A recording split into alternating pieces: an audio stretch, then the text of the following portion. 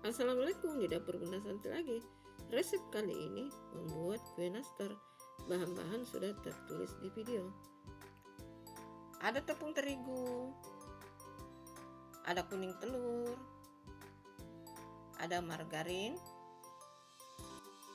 ada tepung maizena, ada susu bubuk, dan ada gula halus. Selanjutnya cara membuatnya sudah tertulis dan tertera di video. Nonton sampai habis ya, jangan lupa like, komen, dan subscribe. Juga jangan skip iklan, semoga resepnya bermanfaat. Terima kasih.